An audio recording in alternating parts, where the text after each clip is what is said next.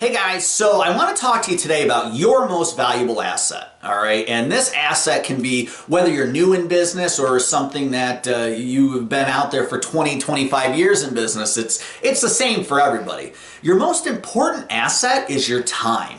Okay, and we might have heard that in the past and we might know that already, but I want you to really step back and take a look at that.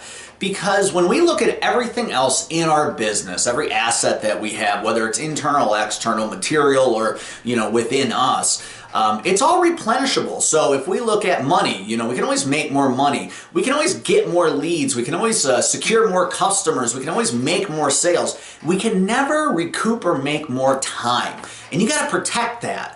Okay, and the biggest way I found to do that, was really scheduling and making sure that I wasn't always available. And I know that sounds horrible and it's really, really hard to do if you're new in business. But you have to make it so that you just cannot be connected to every single second of the day.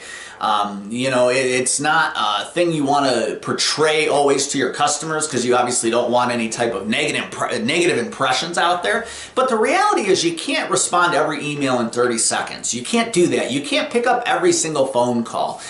Because once you do that, you get bogged down and you're not protecting that most valuable asset. The reality is the only way anybody can be successful in any type of business, and the way I've been successful in my insurance businesses, is to be efficient. And the only way to be efficient is to be able to manage your time correctly.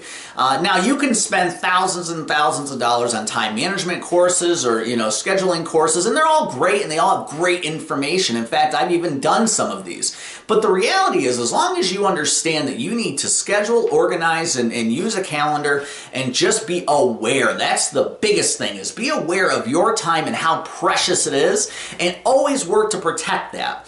If you can accomplish that, as crazy as some of the methods you might think of or see or hear about are, you can be successful. I remember when I first started out and understanding this concept really, I literally had a kitchen timer. You can ask my staff, it used to drive them nuts. I had a kitchen timer and I would have a task for maybe 15, 20 minutes and I would set that timer. Once the timer went off at 15, 20 minutes, I was done with that task. I moved on to the next one because I knew how important it was to be efficient with my time.